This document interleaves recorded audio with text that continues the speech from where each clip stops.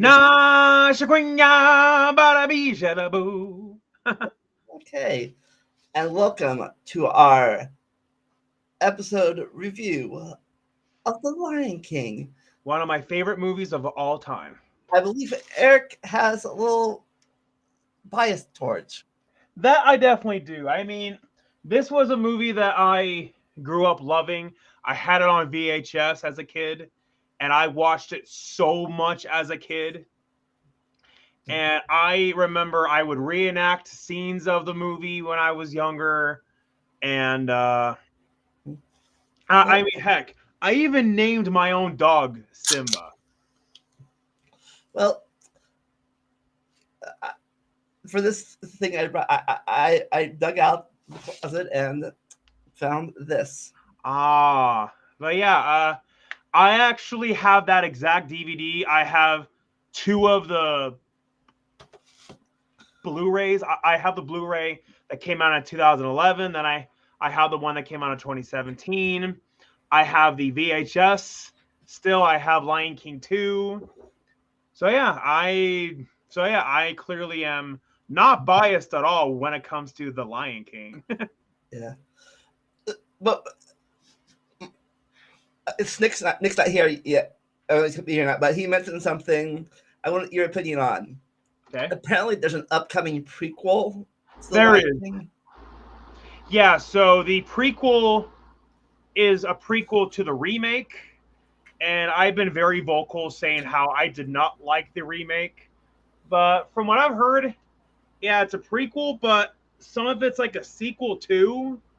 So I guess it's a pre-sequel.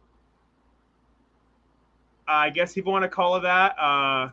So it's gonna have scenes from The Lion King 2 then too, plus Plus this. flashbacks of when Mufasa and Scar were younger. But yeah, a lot of fans in like the Lion King fan groups that I'm in, people have been saying that for years. Like that there should be like a prequel like about Scar and Mufasa's younger years. Well, we're finally getting that, but in the remake continuity, well, at least we're getting it, and it's coming out on the same day as Sonic the Hedgehog 3. So I'm guessing which one you're gonna prioritize. Yeah, I mean, this one might learn from the mistakes of the remake. I really hope that they do. Well, if it's just a pure prequel, at least it'll be an original story. Then it'll be good or not, it'll be original. It'll be original. Yeah, exactly. Because that was a huge problem with the remake. It's like if you've seen the original, you've seen the remake, but with the remake, like that they cut out some of the most important scenes, like how when Rafiki says, "Yes, the past can hurt, but either can run from it or learn from it." That was the whole moral of the movie, summed up perfectly, and they cut that in the remake, and instead it's Simba being Captain Obvious saying, "I'm Simba, son of Mufasa." Like, But Eric, they had to do that 4 minute poop joke. oh gosh, that was cringe. Like in the original, you saw Simba's hair travel, and it only took like a few seconds. It's because we get the point. But in the remake, they full on drag it out where you see an animal eat it and then poop it out. It's like that was so unnecessary. Hey Tyrannotherium, hey Tony Montana, how's it going?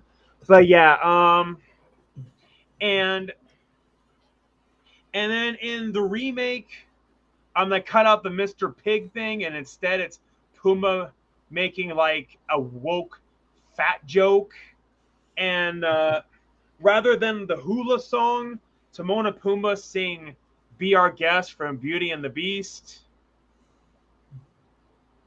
Yeah. I think the only song that was still not as good, but decent in my opinion of the remake was "I Can't Wait to Be King." Yeah, and about that. So in the remake, they made it so realistic where like the musical scenes felt really really bland, where the original like felt a lot more alive because it's animated. That means that they can have more vibrant backgrounds during the Yeah. musical numbers. But in the remake, it's so realistic where it feels bland and kind of boring to watch. I have to say this moment of humor. But yeah, now Seth Rogen was a good choice to play Pumbaa. They should have dubbed him for singing, because Seth Rogen singing Hakuna Matata, that was cringe. And also, what they did to Be Prepared, that's like the greatest villain song of all time, and it's barely even in the movie. It's like that Scar talks most of the lyrics, and he doesn't actually sing it until the last few seconds. It's like that song is so important as to who Scar is and what his motives are. All right. So,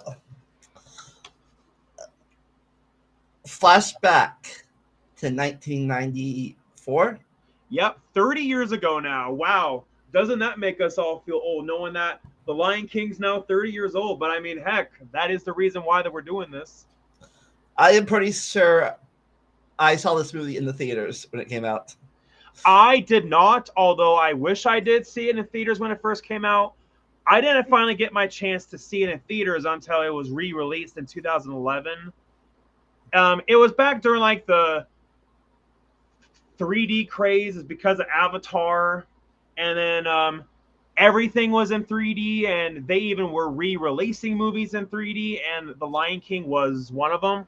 And the really cool thing about Lion King, when it was re-released in 3D back in 2011, my senior year of high school, it still was number one at the box office.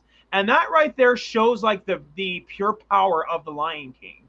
Even years later, when it's re-released in theaters, it's still number one at the box office. Oh, off topic real fast. Did you hear about the Spider-Man marathon this month? I did, yes. And the only Spider-Man movie I have not seen in theaters was the original, so this could be my so this could be my second chance. The only one I never saw in theaters was the two Andrew Garfield ones.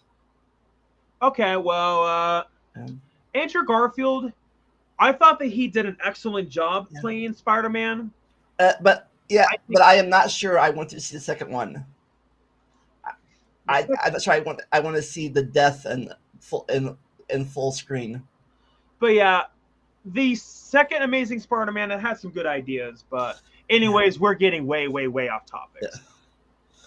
All right, so it started with a sunrise and animals singing about the birth of the king, future king.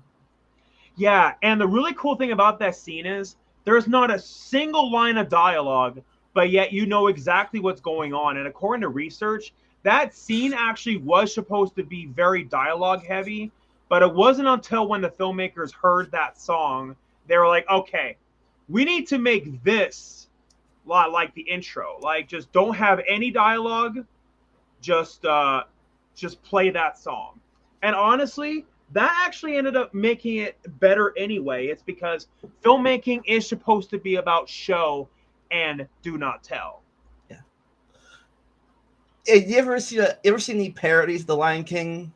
Yes, I did. I believe that The Simpsons did, like where I forget what character it is, like that they look up in the sky and Yeah. they're making fun of that scene in The Lion King where Mufasa's a ghost, and then I believe Bart or Homer like sees Darth Vader in the sky, and then he sees Mufasa, then he sees like some other Simpsons character like who died. Yeah.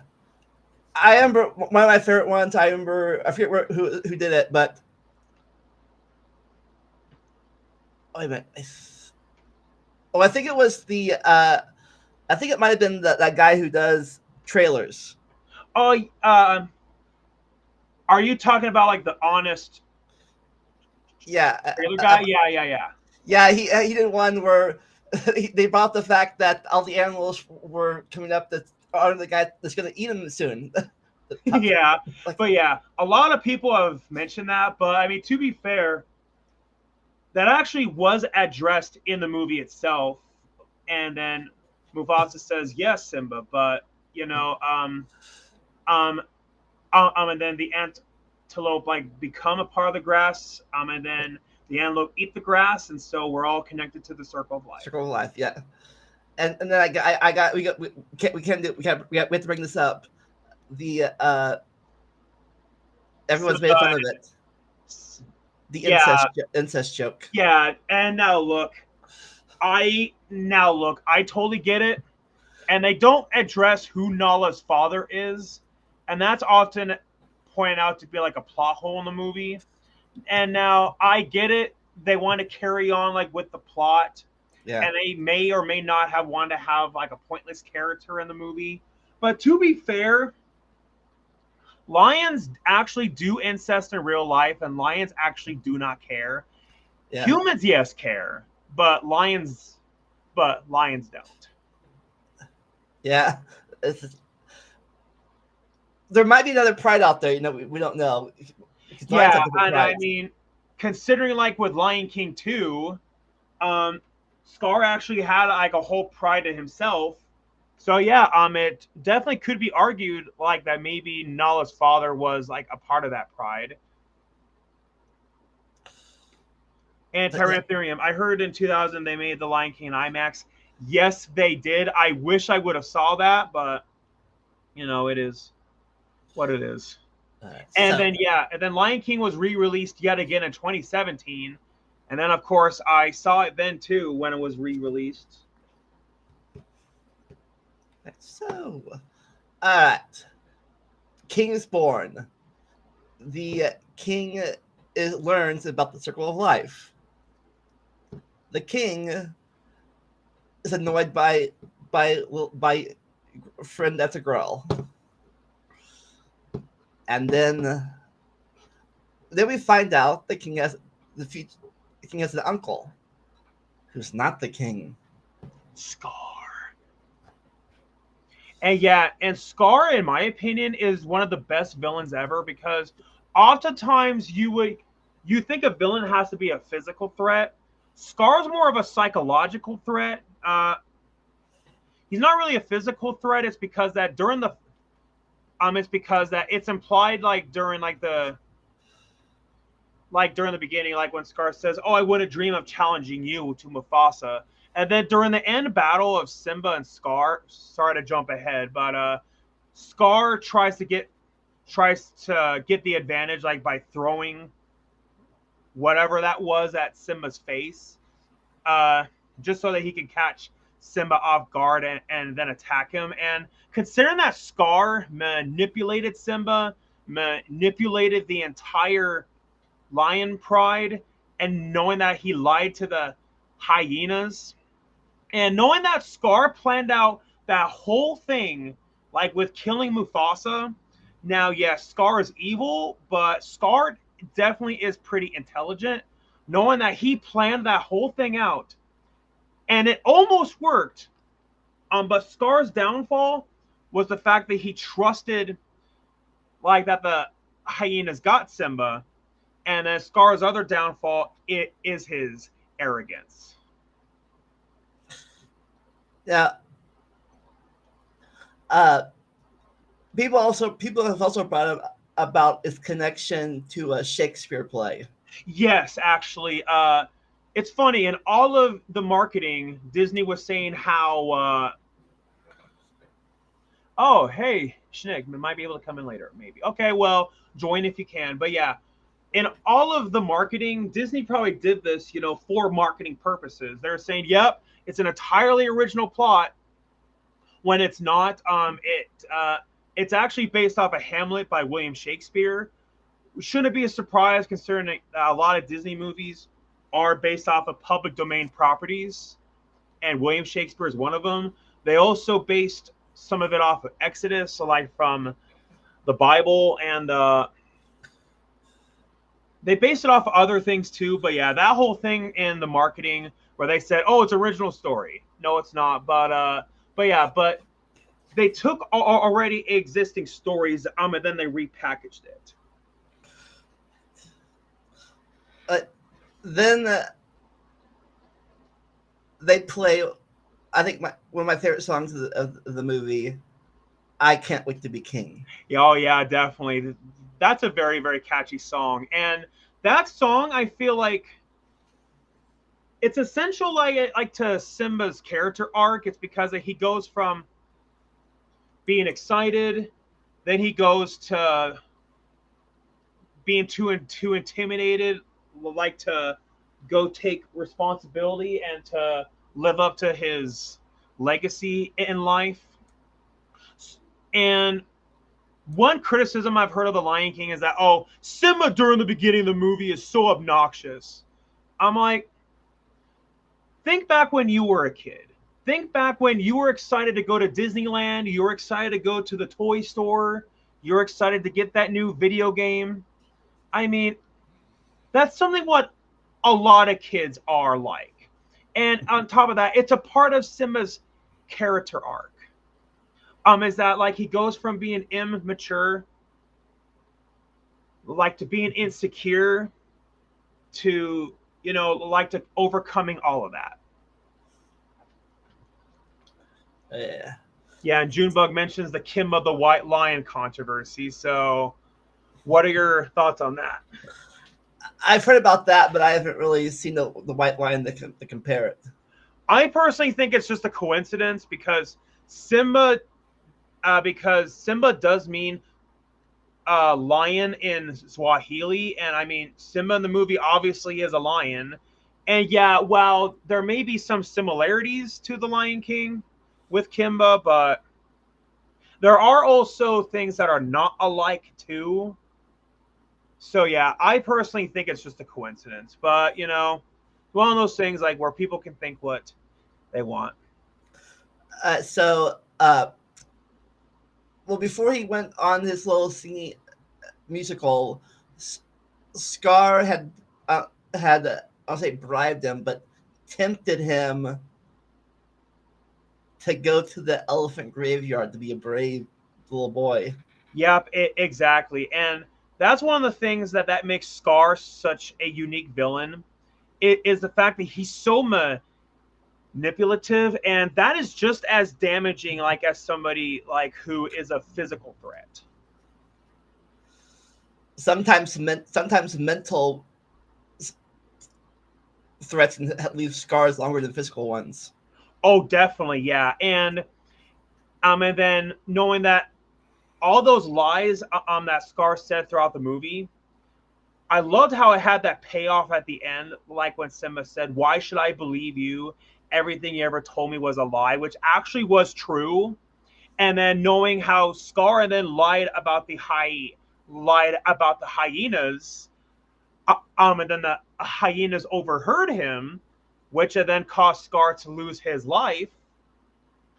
And yeah, karma's a bitch. Yeah. So the three main hyenas trap him with the back hyenas do.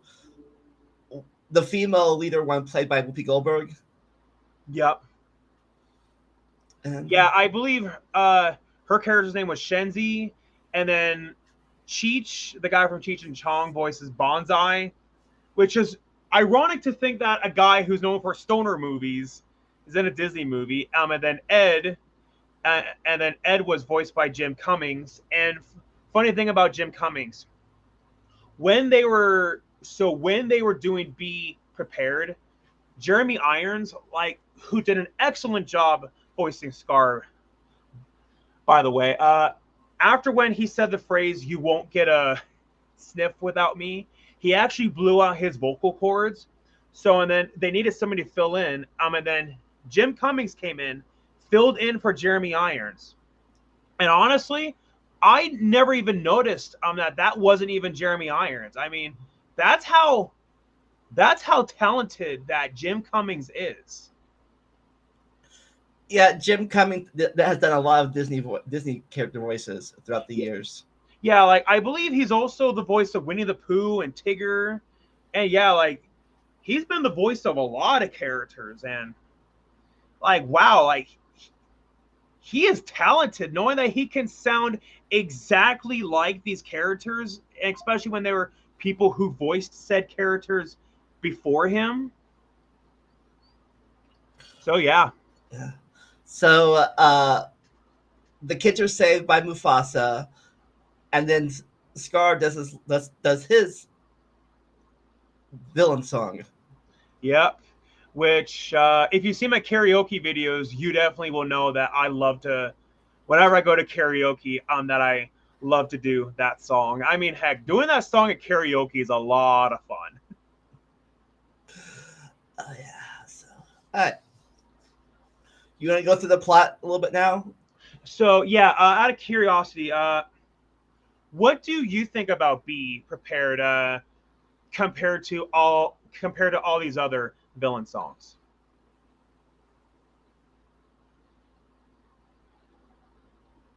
It's the only one I remember. It's the only one I can really remember. I don't remember most of the other villain songs.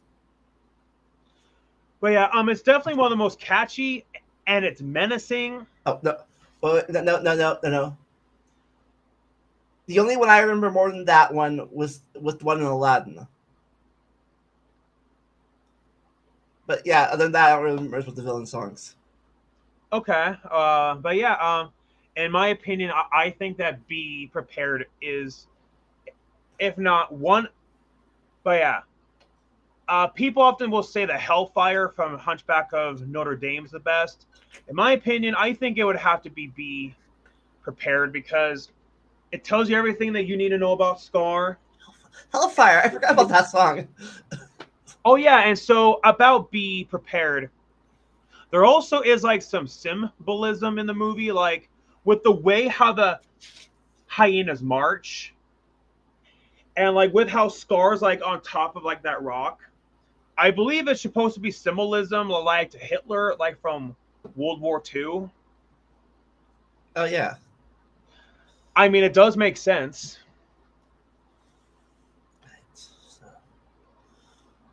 So then Scar lays the trap, getting Simba out in the middle of a canyon. Which actually was really clever of Scar, considering that Scar did watch the whole thing unfold, like with how Mufasa came and saved them, knowing how Simba was trying to roar at the hyenas.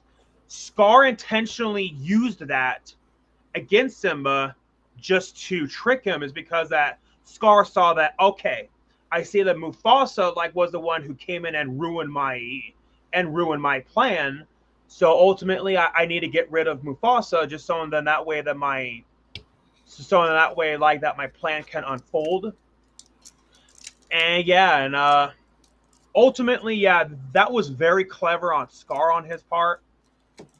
And I guess one thing that I question is that, okay, the animals clearly can talk in the Lion King universe.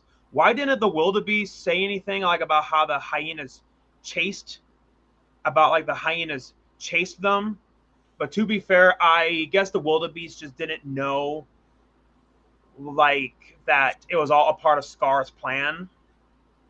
I think also maybe they were at this point. It may have been smart, but they're still on scared instinct, and sometimes that overpowers your other senses, your fear. Yeah, true, yeah. Fun fact, the wildebeest running with CGI. Yes, that actually is true. And I know that because I took animation my senior year of high school. And during that class, my my teacher told everybody that it took Disney a long time just to do that wildebeest scene, because it wasn't just one wildebeest, it was a whole herd of them. And they also wanted to have all the wildebeest not look the exact same. And yeah, and all the wildebeest was CGI. Watching the movie, you would never even know that. It's because they make it look like 2D animation. Probably one of the first CGI things then in Disney. Probably, yeah. And I also know that all of like the smoke during that scene was all CGI. I mean, to be fair, drawing smoke in 2D animation it would just be easier just to have the smoke be CGI, just to, or wait, not smoke, like all of the debris, like from all of like the dirt. I guess that would make sense. Now, here's the. I've seen this question asked before. Do you think it was the wildebeest or the fall, Um, or a mixture of both? which of those like that killed Mufasa? Yeah. So the wildebeest, I think, did do some damage to Mufasa, but ultimately Mufasa almost survived, but then Scar and then pushed him off. So I definitely do think that the wildebeest did help contribute to it, but ultimately it definitely was the fall itself. Then we get to one of the main points, not the main points of the movie, but one of the main plot points: guilt, Simba's guilt, Yeah, and being blamed.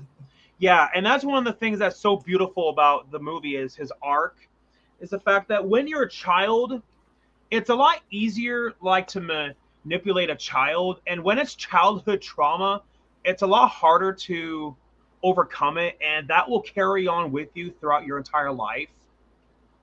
And so yeah, and that's what made Scar just such a threat. And I will never forget, there was this video that went viral of a dog watching The Lion King, and then the dog was whining when Mufasa died, but then as Scar showed up like that, the dog actually started to bark and growl. So I'm like, wow. Who's That Simba? no, it wasn't my dog. It was some other dog. I believe it was like a yellow lab or a golden retriever, like that was watching The Lion King. I'm like, wow, that is a smart dog. That I can understand that. Okay. Is there any reason why it's not one of your? Is that? Is there any reason why it's not your favorite Disney movie or what? Well, the wildebeest killed Mufasa. But yeah, I think it was the fall itself because that was a pretty big drop that Mufasa fell from. Oh gosh, Nick, yeah, we talked about that. The Lion King remake was a disgrace, an absolute disgrace to the original movie. Like, if it ain't broke, then don't fix it. And I'm out of focus. All right, hopefully I'll get back in the frame. But yeah, and then of course, and what I love about that scene is that there's payoff to it at the very end, like when Scar says, "Run away, Simba, never return," and then how at the end Scar says, "Oh, tell me what to do, Simba. I'll do anything," and then Simba says the exact same thing on that Scar said to him all those years ago. And yeah, and that's what I love about. That's one of the things I love about Lion King is that when it sets something up, that there is payoff. And I hate how Mufasa is going. Yeah, that's what I worry about too. I think they should change the release date for Sonic 3. I really think that they should. But yeah, I personally don't think Mufasa is going to be any good. But and then and then the hyenas attempt to kill Simba, but they fail, and then they're like, "Yeah, probably good out. They're dead anyway." And then the hyenas lie to Scar, saying that, "Oh yeah, we killed him." And then, well, I guess that's kind of karma on Scar's end, considering that he lied to a lot of the other animals, and so I guess Scar shouldn't be upset, like when, like when, like when somebody lies to him too. Then then Simba meets his, I would say, step parents for the foreseeable Yeah. future. Timon and Pumbaa, which interesting fact about Timon and Pumbaa. Nathan Lane and Ernie Sabella, like who played Timon and Pumbaa in the movie, originally they auditioned like to play the hyenas, but then the filmmakers saw, okay, these guys would make a much better Timon and Pumbaa. And it's a weird thought to think that Ernie Sabella and Nathan Lane almost voiced the hyenas. But I definitely do agree with the filmmakers that that they definitely were a much better choice for Timon and Pumbaa. And speaking of original choices, the original choice to play Mufasa actually was Sean Connery. I think James Earl Jones was a much, much better choice. Not that Sean Connery's a bad actor, it's just James Earl Jones just has more of like that commanding, dominant voice. Which does bring up the question. Well, if it's a prequel, it'll be younger anyways. But who's going to play Mufasa in the prequel? It's some unknown actor. But yeah, like look, it was great to have James Earl Jones back in the remake, but you can tell in the remake his voice is tired. Oh, Ghost Rider, your birthday is on Monday. Well, happy birthday, early birthday. All right, well, happy early birthday, man. I'll be sure to make a birthday video. Should we sing happy birthday to him real fast? Sure. Happy birthday to you. Happy birthday to you. Happy birthday, dear Ghost Rider. Happy birthday to you. You can clip that if you want to. Okay. Well, he can, but you can too, I guess. Yeah. So, anyways, back on topic. The original choice for Scar actually was Malcolm McDowell, who was in A Clockwork Orange, and he was Dr. Loomis in Rob Zombie's Halloween. I actually can see Malcolm McDowell as Scar, but I am really glad it was Jeremy Irons, because Jeremy Irons was perfect as Scar. Yeah, Ghost Rider, of course, anytime. Oh, by the way, don't get in a hot tub with Pumbaa. Yeah, we know that from The Lion King 1.5. Yeah, we'll get to that in a bit. So, I didn't think about this until recently. Technically, when Simba went on his bug diet for a few years, technically that's still meat. It is, yes. It is meat, and people have said, oh, well, a lion can't survive off of that. I'm like, it's a movie. Yeah. I can let that slide. And that's probably why in the remake, why they had other animals there.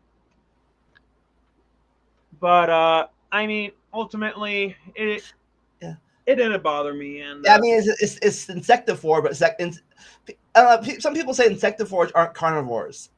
I don't know. Maybe they're not, but they still eat other animals. So. But yeah, and I mean, ultimately, Vandalia does have a point, like that eating insects, it is meat still, I guess. Maybe not like antelope meat or zebra or whatever, but, you know, you are still consuming a living thing. And you can argue that like with plants, but yeah, plants are alive, but not in the same sense like as animals are. Plus, as much as some people will say it, like pre-fall people, carnivores did not eat plants. But yeah, but that's a different topic for a different day. But yeah, and then so I took film history back in the fall, and we really learned about like a character arc, in the 3 acts. I consider the Hakuna Matata part, that's the second act dip, like where the main character thinks that they have the problem figured out when they actually don't. Like Simba thinks that he has the problem figured out with this whole Hakuna Matata thing. And while, yes, Hakuna Matata definitely has some really good moral lessons to it, but I mean, ultimately, Simba was avoiding his responsibility. Yeah, and I think it's like you should find a I think both sides are good. You need a balance.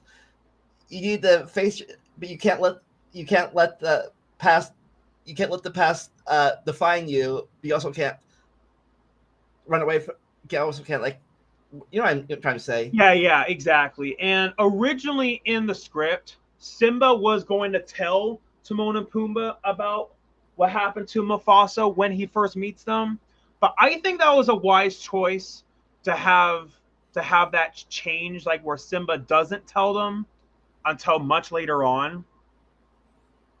But yeah, I think that that was the better choice. And some people criticize Timon and Pumbaa saying, "Oh, they're just jerks." I'm like, okay, that's not true because there's that scene in the original Lion King.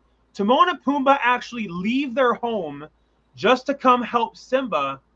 And then Timon even says to Simba, "Well, Simba, if it's important to you, we're with you until the end." So it's like, did you even pay attention to the movie? It's like that right there proves that no, Timon and Pumbaa are not jerks. Then we get the reunion and the love song. Yeah, and there's that infamous part in during the love song where Nala gives him like those, you know, sexy eyes, which they cut in the remake. But yeah, that clearly implies that they had sex, which shouldn't be surprised considering Lion King 2 and at the very end of the movie where Simba has his offspring. But yeah, and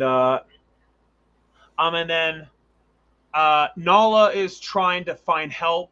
She happens to run into Simba, and she's shocked that Simba's alive because she was under the impression that he was dead. I mean, I would be shocked too if I found out that someone who I thought was dead for many years actually was alive the entire time. And Especially your childhood friend. yeah, especially that. And Nala is trying to convince Simba to come back. But I mean, this makes sense with his trauma that he's too scared to go back. And then Nala says, "Oh, and your mother, what would she think with you being alive?" Which parallels earlier to what Scar said about him manipulating Simba and saying, "Oh, Simba, it's your fault. What would your mother think about all this?" And I mean, then Simba has that look on his face as if he's reminded of like the past trauma that happened earlier in the movie. And and yeah, and some people criticize saying, "Oh well, how did the Pride Lands like get that like look that bad?" I mean, to be fair, if the Pride Lands looked the exact same as they did earlier in the movie, I felt like that perfectly represented Scar's lack of responsibility. And there are some people who interpret it this way, including myself, saying that Scar is a representation of what Simba would have been like had he not matured. I mean, case in point, look at what happened like to the Pride Lands, knowing that he just didn't give a crap. And I always wondered how him being charged caused a drought. say, what, sorry? I was wondering how him being Scar being charged caused a drought. Because when Simba comes back, with spoilers, when Simba comes back and roars, the rain comes back. Well, I guess it's, that's like part of like the metaphor of the movie. It's how like, once when Scar is there, well, like that there is no peace, like there is no happiness. There is no circle. Exactly, like that there is no circle of life. But then once when Simba takes his place in the circle of life, and then it comes back. So Simba, Nala, and Timon and Pumbaa all come back to to face off with Scar. Yeah, and before then, Rafiki finds out Oh that yeah, Simba's alive, and then he goes and finds Simba, and And he's that's the famous hitting him in the head with a stick scene. yeah, and then part of Simba's motivation is that he sees his own father like as a ghost inside of like up in the sky. And yeah, that's a very powerful scene. And and then of course the whole metaphor, the whole meaning of the movie is when Rafiki bonks him on the head and says, "Oh yes, the past can hurt, but either can run from it or learn from it." That is a really, really good, valuable life, life lesson. Uh, so, And then of course Simba goes back to the uh, Pride Lands and decides to confront Scar. uh, should we talk about the controversy about the cloud scene? Oh, the cloud scene. So Disney said that with the dust going up in the air when Simba falls down is supposed to say SFX, but people have said, yeah, that says sex. And Disney is known for having a lot of hidden sexual undertones in their movies. Like the most famous one is in The Little Mermaid with the VHS cover where a piece of the castle looks like a man's you know what. Mm. Wait a minute, as Nala and Simba did a sarcastic with love. My mind is blown. And bugs actually taste good. I've eaten bugs before. Well, good on you, man. Alma. Hey, Alma.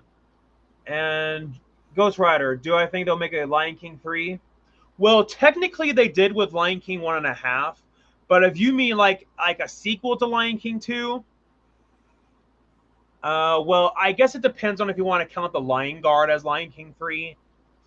But like an actual movie sequel to Lion King 2, I think that they should, but ultimately that's not what we got.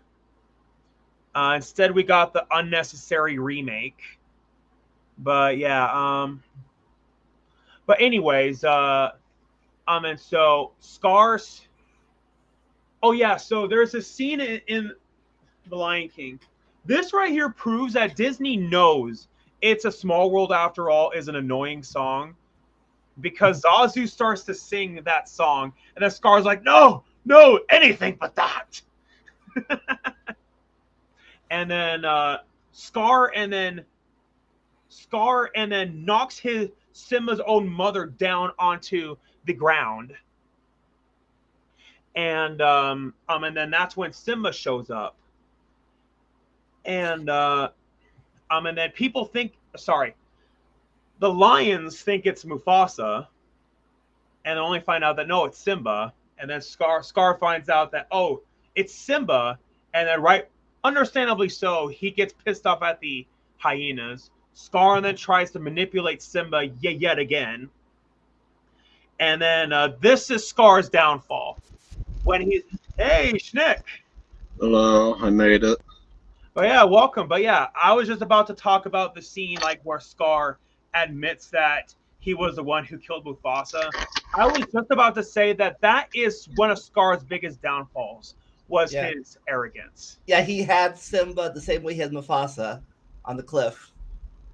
It says, something about this seems familiar.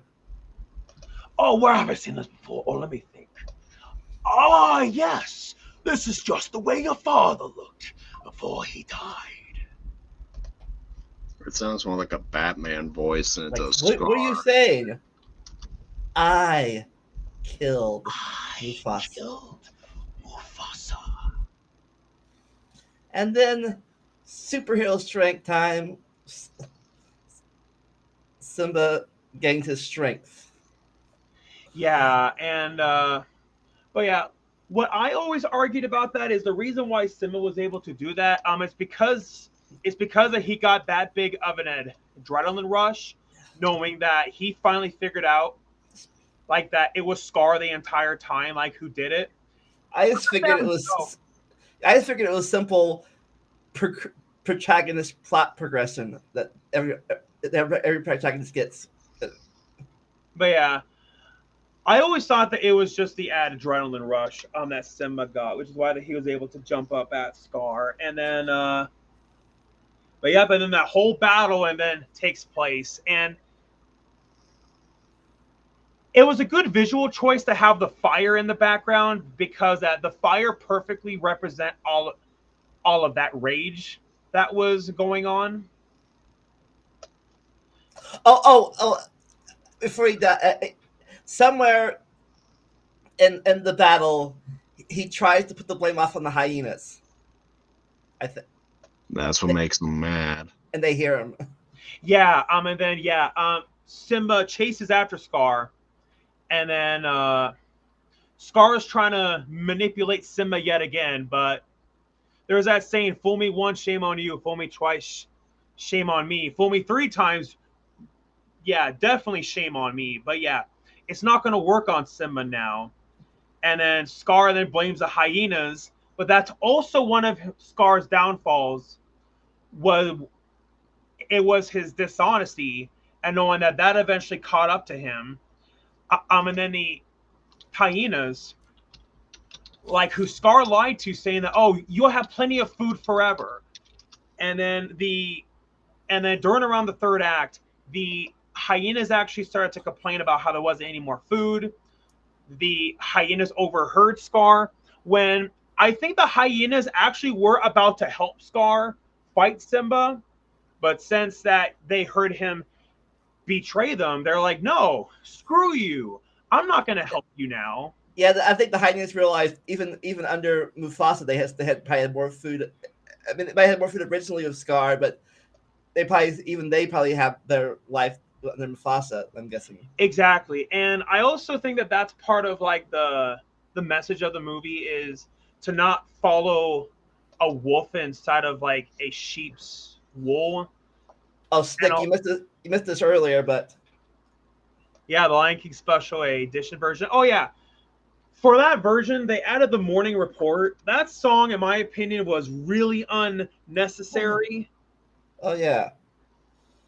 But yeah, I I don't much even think rather. current prints of the movie even have that. Uh, but my favorite thing about this one was the game, the virtual reality game, the Safari game. I love it. Yeah, I mean, in the Broadway version, I do know that they did have the morning report, but I don't believe that they have it now. But yeah, honestly, that morning report scene is so unnecessary. Well, I think in the Broadway portion they have an all African cast, which I Which, heard about. yeah, which does make sense. And speaking of the Broadway version, I'm finally going to see the Broadway version in summer of next year. And I've been wanting to see the Broadway version for over 10 years. And now it's finally my chance. But anyway, In your area, you go in the Broadway. I am going to go to New York. Ah, And yeah, and from what I heard, there's been a lot of sightings. There's been a lot of sightings like of Jim Carrey in New York. So it's possible that not only will I see The Lion King on Broadway, I also might run into Jim. oh, anyways, Pumbaa does his hula dance.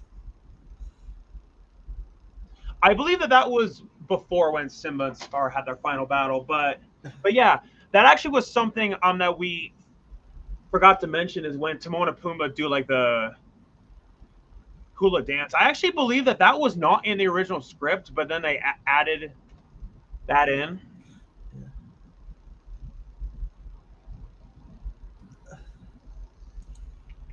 But yeah, and then oh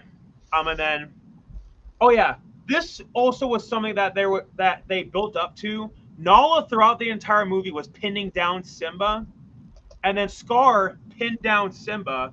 Scar's about to attack Simba, but Simba learned his lesson about that, and then Simba and then kicks Scar off, like off of that rock, and then Scar falls down to the ground. He sees the hyenas.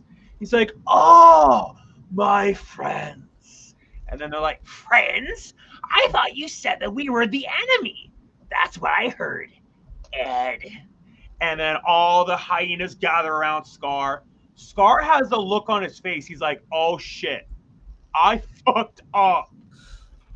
And Also, yeah, I think about it at the time till later I learned about how hyenas work, and the female hyena was the boss almost of the. yep. And then, of course, the rain comes down, which and then shows that all the rage is over.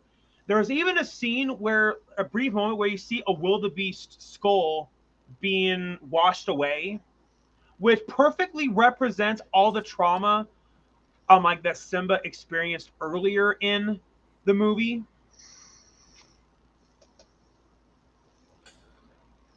So yeah, and that's The Lion King, in my opinion, one of the greatest movies ever made. So, Nick, did you see the Lion King when it first aired in '94? I wasn't around in '94. Uh, I mean, I got it on VHS at a pretty young age, and I was I also watching it a bunch. I never really considered it my favorite of the Disney movies, but I mean, I recognize that's a work of art. Yeah, and matter of fact, I believe Lion King is the top selling VHS tape of all time. Not surprising. yeah. Not surprised at it. But hey, guys, I will be right back. So you two continue talking. Yeah.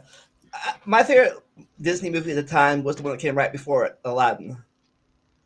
For me, it's either Aladdin, Mulan, or Lilo and Stitch. Those are like my picks for like the top Disney stuff. Because at the time, Aladdin was the first movie I would say I enjoyed.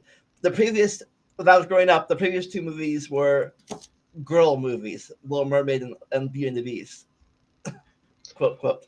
And as an 8-year-old boy, I didn't like girl movies, cooties.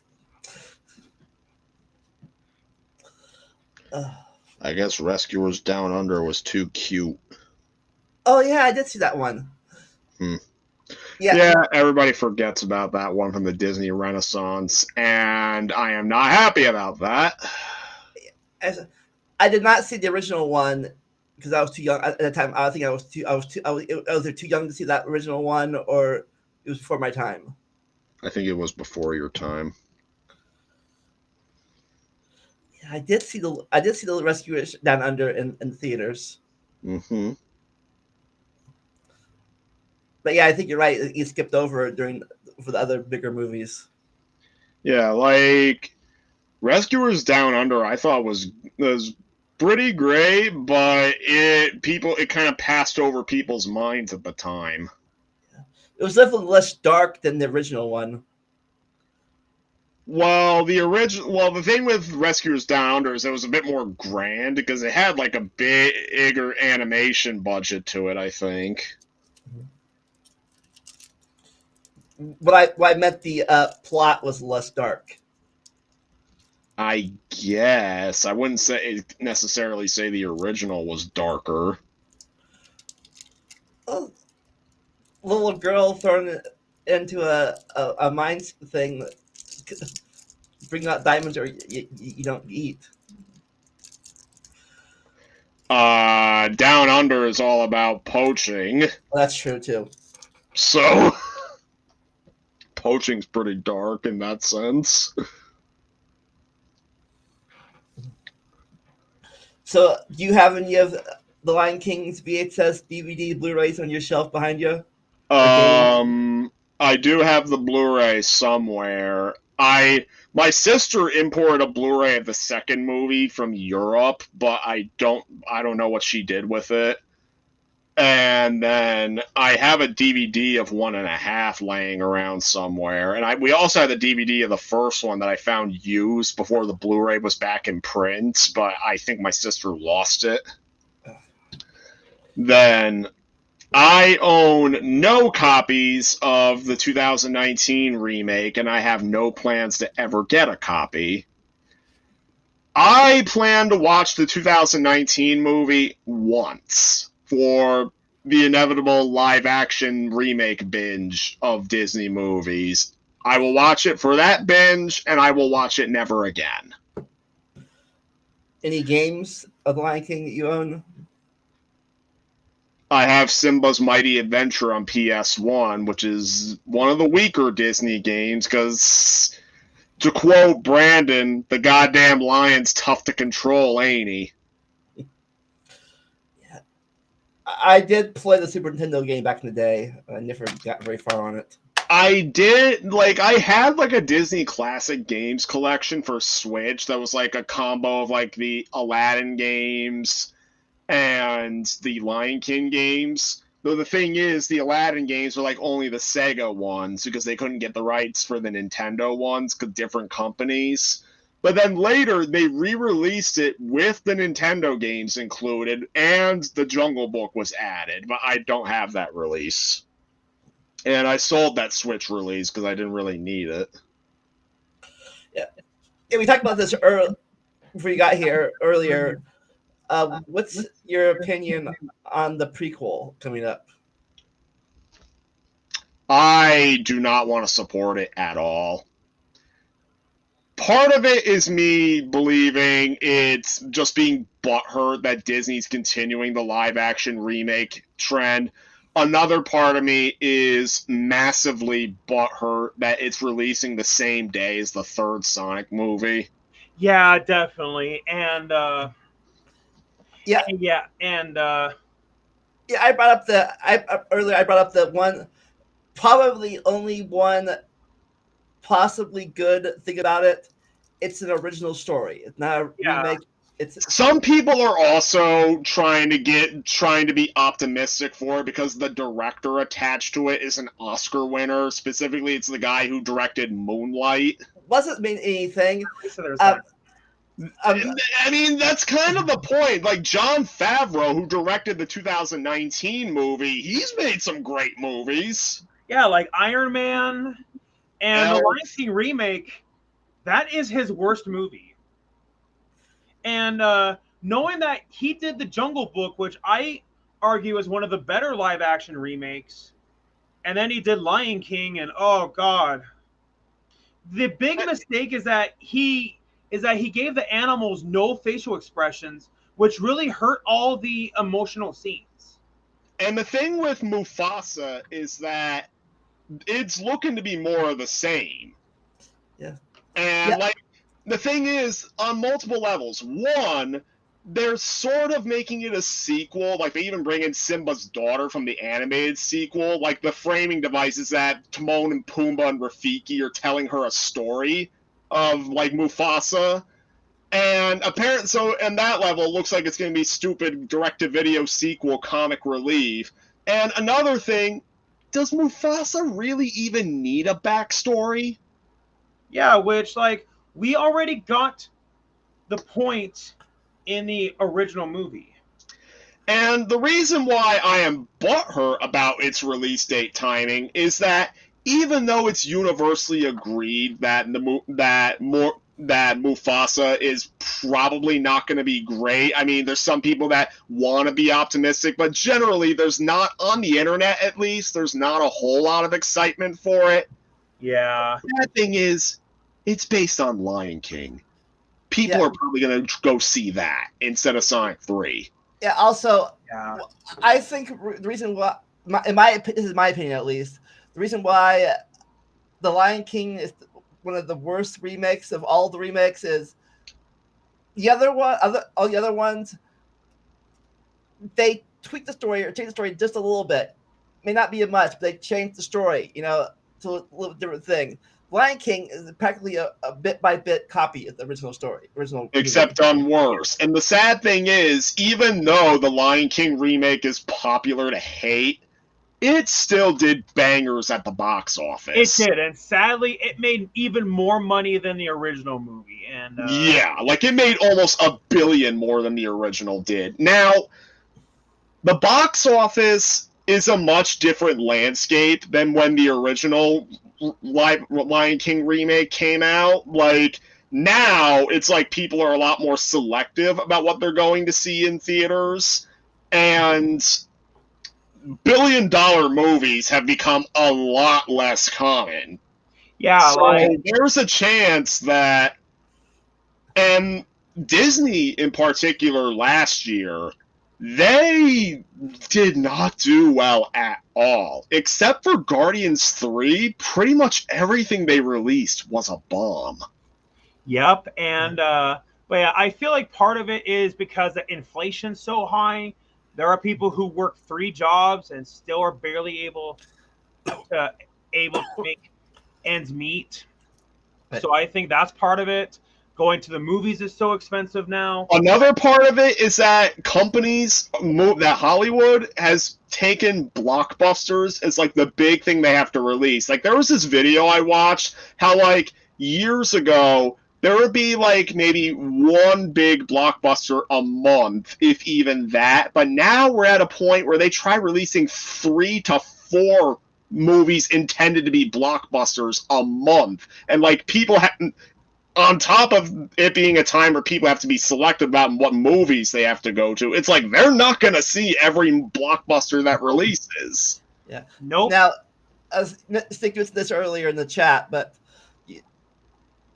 I definitely do agree. They are the better ones, and I'm not saying that because of my bias, but yeah, Lion King 1.5, it has pretty good animation, which makes sense that got a bigger budget than a lot of the other direct-to-video sequels, considering that Lion King was one of their bigger hits. So that makes sense. And Lion King 2 has a few plot holes, like where was Zira and that whole pride during the events of the original movie? That's something that even bothered me as a kid. It's like, okay, where were they during the events of the original movie? But yeah, other than that, yeah, Lion King 2 definitely is better than a lot of the other Disney direct-to-video sequels. But I will say this, my Lullaby was nowhere near as memorable like as Be Prepared was. And Love Will Find a Way, it was nowhere near as good as Can You Feel the Love Tonight. But other than that, the rest of the songs in it actually were not that bad.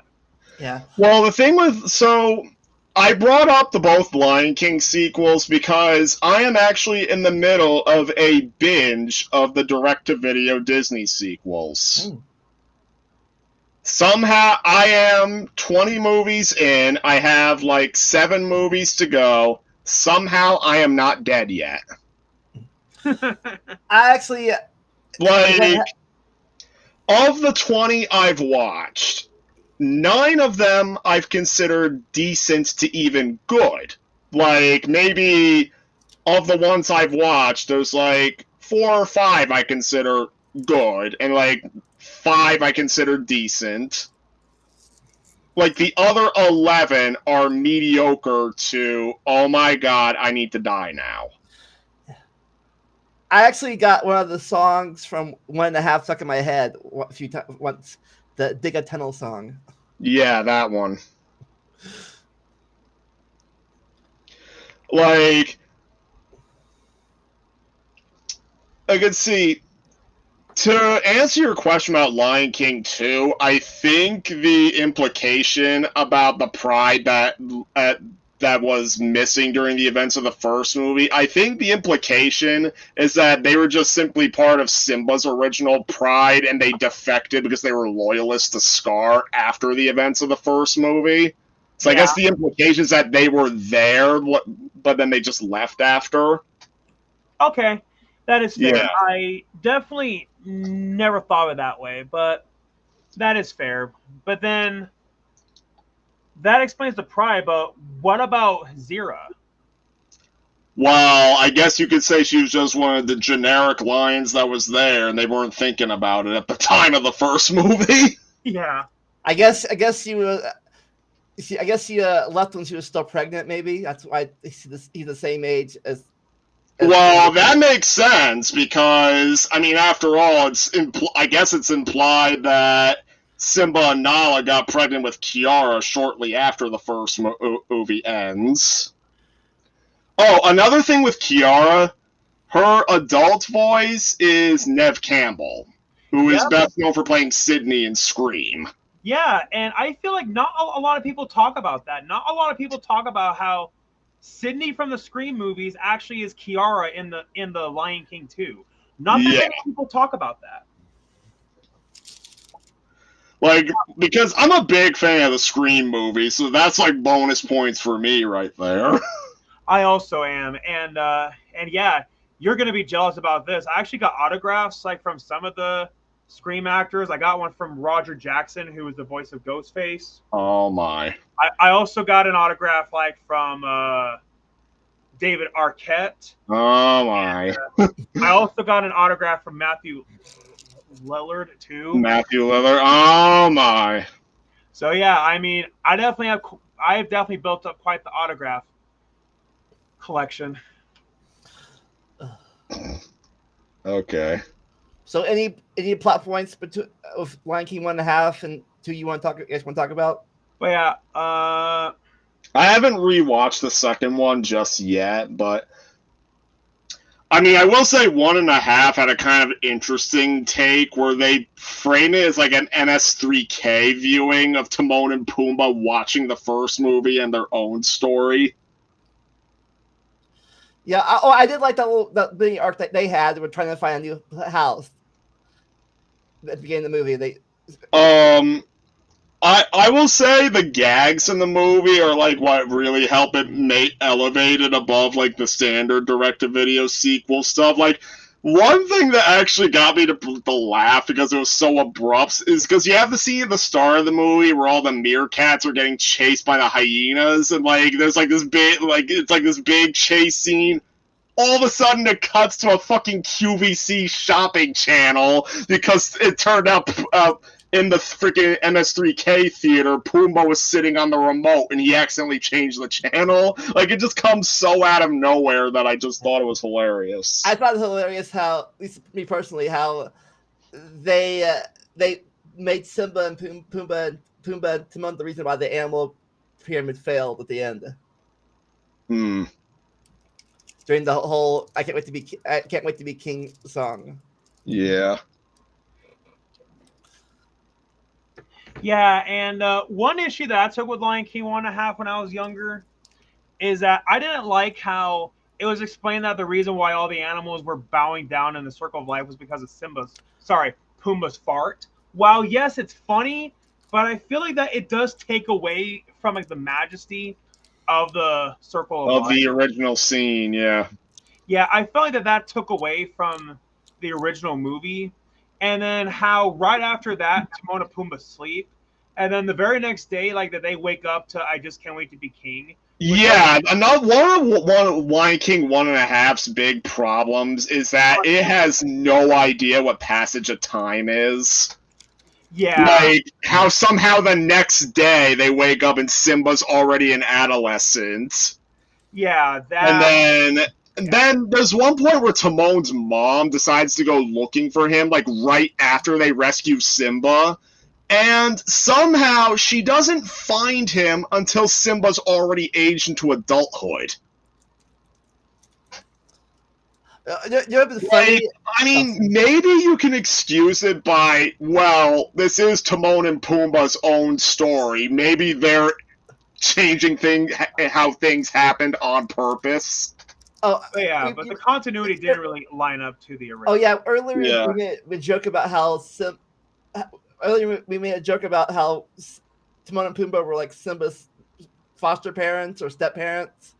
Be like Timon could be like, "Mom, this is your grandson, Simba." I mean, if you want to imagine Timon and Pumbaa as a gay couple, it makes sense considering that Timon's actor is gay. Oh, I actually had no idea that Nathan Lane is actually gay. He is, yeah. Oh, I had no idea. Oh, at the end of that movie, all the meerkats get to live in the rainforest area or savannah, whatever it's called. Yeah. I know it's a rainforest. I don't know the rainforest in Africa. Probably the savannah. Oh yeah. Oasis. An oasis. Yeah. So this is something that we should have mentioned earlier. Lion King was not the original title. The original title was going to be King of the Jungle. But then the filmmakers changed it because they realized that lions don't actually live in the jungle. So that's why they changed it to The Lion King. And originally, Rafiki actually was going to be a bad guy. And I think it was probably best like that they changed that. And I also mentioned earlier that Sean Connery was almost going to be Mufasa. And Malcolm McDowell almost was going to be Scar. So yeah, I'm just curious about what your guys' opinions about that are. James Earl Jones owned the role of Mufasa in the Definitely. original movie. Not so much the remake, but that's a different story. I do agree. Yeah, I think at that point he was like dying. I'll say he was dying, but his career was dying Well, down. he's much older, so Yeah. he unfortunately, I mean, he tries. I mean, he sort of tries, but it's like he just can't carry that level of oomph that he originally had in the movie. That's why he's retired as the voice of Darth Vader, because he just knows he can't do it justice anymore. Yeah, I mean, James Earl Jones is almost 100 years old. Yeah. Is he still alive? He is.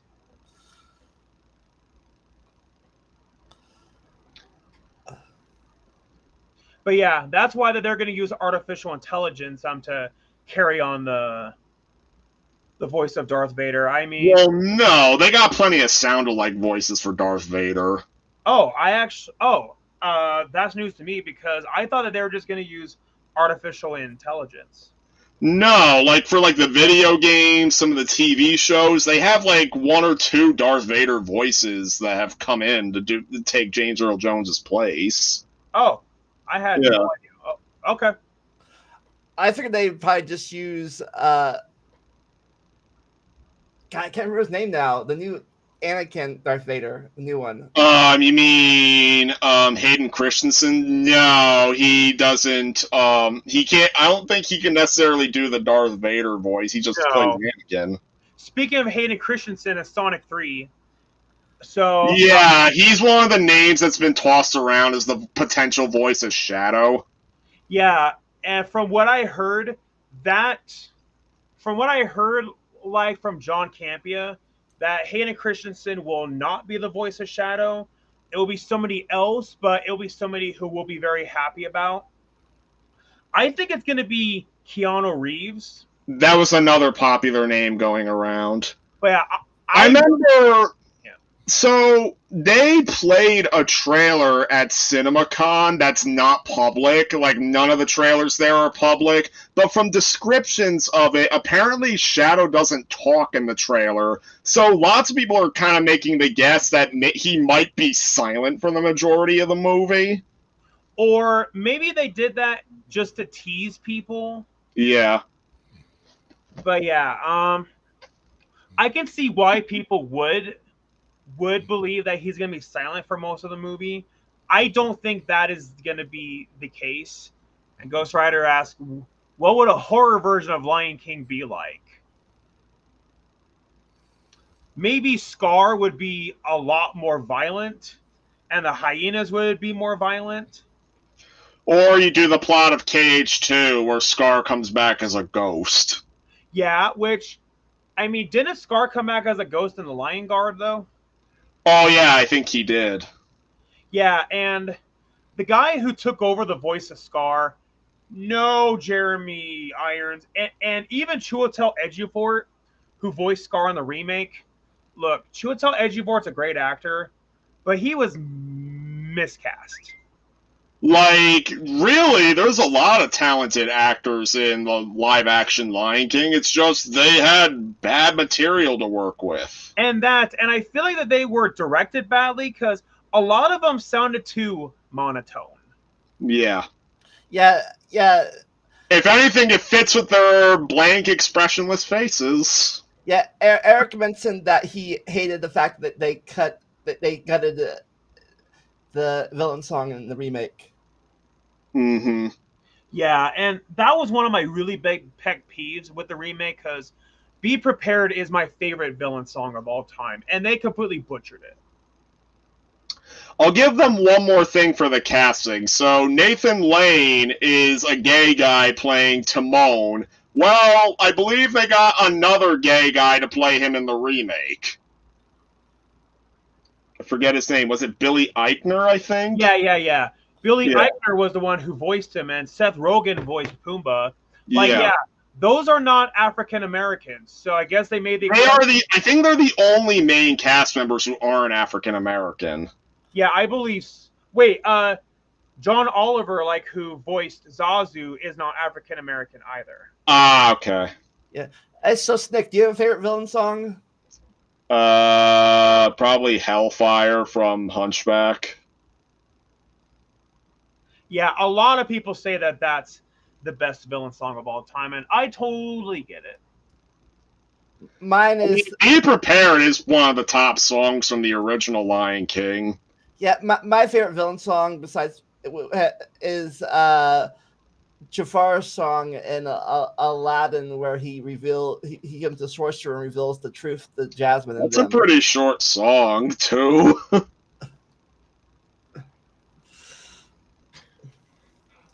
Alright, so yeah, you guys, anything else you want to talk about the Lion King series? There was the Timon and Pumbaa. There was a show, yeah. Oh yeah, yeah. Yeah, and I do remember watching that as a kid, and I remember liking it as a kid. Like, it's a lot more surreal, like, it's very comedy-focused. Notably, it's the only Lion King anything where human characters appear. Yep, and about the human characters, I heard a fan theory where The Lion King and Planet of the Apes are set in the same universe, and part of the argument is that in the original Lion King, you don't see any humans. But if you want to count the Timon and Pumbaa cartoon show, it does. I feel like that does hurt the argument. But I mean, there are humans in Planet of the Apes as well. So. Well, I just imagine that Lion King doesn't have human characters because, well, it's set in an area where human civilization wouldn't settle. Yeah. So, I mean, the time period that the Lion King movies proper are set is very ambiguous anyway. Yeah. What kind of primate is Rikishi anyways? I believe he's a baboon. Oh, I can make a comment about Rafiki's voice actor. He voices Eli Vance in the Half-Life 2 games. Yep. Yeah. Yeah, and sadly he passed away in 2017, and that's why he didn't come back for the Lion Guard. Yeah. Eric also mentioned that he hated that they also gutted Rikishi's line in the remake too. Yeah, and that's what that remake does. It ruins everything. Yeah, and Rafiki in the remake is so bland. Like, he doesn't have the charisma. He's just a bland, boring character. It's like that they took away all of his energy. Like, he's easily one of the best parts of, like, the first two movies, and even the third, like, 1.5. Yeah, and then in the remake, he was so monotone and... Because they gotta be super serious, dude. This is the movie for adults. Yeah, and there also were Lion King video games. I played the Sega Genesis game on Let's Play a Game. That, I just can't wait to be King level. That level is hard. And I never beat the game because of that. I just can't wait to be King level. And I got so frustrated with it, like, that I just shut off the... What's supposed to be Simba, a very, very happy time for Simba happens to be the hardest freaking level in the game. Yeah. Like, that's just the pure irony. The only Lion King game I own a copy of is called Simba's Mighty Adventure for PS1. It's one of the rare Disney PS1 games that's not good. Yeah, and then rather than using the original voice actors, like, they just redubbed all of it. Like, all the cutscenes, like, are scenes from the movie, but they just redubbed all the actors like with the new actors. Like, I know that the game is primarily an adaptation of the first movie, but if I'm not mistaken, they mix in a little bit of the second movie at the end. Yep. So... I have not beaten Simba's Mighty Adventure, but freaking, it's not a good game because it doesn't control well. Before we end, you mentioned this earlier. That you brought up Kingdom Hearts. What was your opinion of the two visits of the world that Sora and then went on? Nick.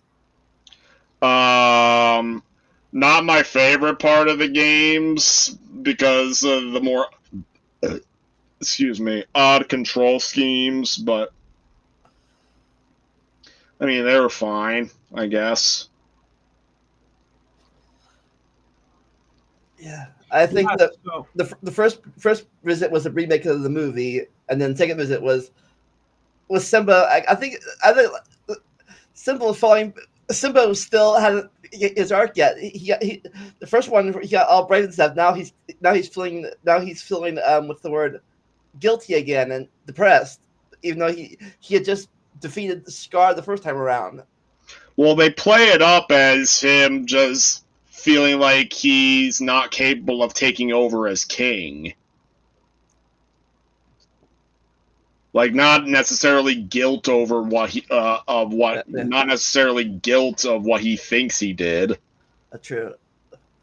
Yeah, and have you two ever seen the Broadway version? No, but I know of it. Yeah, I have known of it since I was a kid. I wanted to see it ever since I was a kid. But yeah, I told Vandalia this. Next summer, I'm finally going to have my chance. So yeah, I'm so excited. I finally get to have my chance. And people have even said that they think the Broadway version is even better than the movie itself. Yeah. Speaking of plays, we brought this up before you got here. What's your opinion on this connection to Hamlet?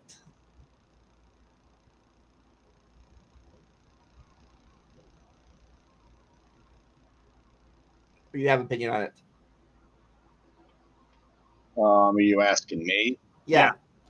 Okay, so I mean, it connects to Hamlet well, and to be frank, even the other two sequels connected to old plays. Like the second movie is like sort of like Romeo and Juliet, and I know there's a play that 1.5 like sort of adapts, but I don't know the name of it. Like it's more obscure. Yeah, like I believe that one's like a mid-cool to like. Oh right, it's actually connected to Hamlet. Like it follows like these two like guards or something like that. They were like off to the side like during most of Hamlet's events. Yep, and part of the marketing of Lion King is that they're saying, "Oh, an original story," when that's not true, considering that Lion King is based off of Hamlet, and it's also even based off of some parts of Exodus, like from the Bible. So yeah, so not an original story. And I mean, granted, a lot of Disney's movies are based off of like public domain properties, which is ironic considering how Disney actually changed copyright laws just to prevent properties from going into the public domain. And they finally lost now that the original Mickey short, Steamboat Willie, is now in public domain. And of course, everybody's trying to make horror movies out of it now. Yep, and what's funny, me and my friend Junebug actually did do an interview like with Simon Phillips, like who plays Mickey Mouse in that movie, and yeah, and I totally get why that they're doing that. It's because it's already a well-known property that you don't have to pay the rights for. Mm-hmm. So, what's coming up on your channel? Anything coming up on your channel that you want to advertise? All right, Nick, you go first. Well, me, my friends Jado and Miles were suffering through the game Suicide Squad Kill the Justice League for the sake of Jado getting to review the game. We are still planning to play the game anytime it gets a content update just to see how worse and worse the game gets until it inevitably dies. Okay. I really was thinking about trying to actually make some SFM animations, but I have to get motivation for that. Like, I mainly have just stuck to pictures. Okay, well that's great to know. But yeah, for me, I'm taking a break from Let's Watch a Movie because I feel like there was an oversaturation of that on my YouTube channel. So I'm taking a break from that. I eventually will bring back Let's Watch a Movie. And yeah, this upcoming week, I'm going to be really busy. I'm going to be busy with taking an acting course while finishing up my semester at MSUB with business. And then I also got the play that I got cast in. So yeah, I'm going to be really busy. What I got coming up, I'm planning on bringing back Horror Movie Marathon. That's been gone from my channel for nearly 10 whole years. I thought, hey, bring it back. I'm planning on bringing that back in October. And I got my third Things That Piss Me Off movie coming out this year, and that's really all. Cool. As for me, next week I'm doing an episode on the first stars forming and nuclear synthesis fusion. So if you're into physics, check it out. If you're not, then don't. All right. Thanks for both of you for appearing again. Always a nice trio. Mm. But until we meet again, never stop learning and enjoy the randomness. I'll see you all next time. And Hakuna Matata. That too. It means no worries.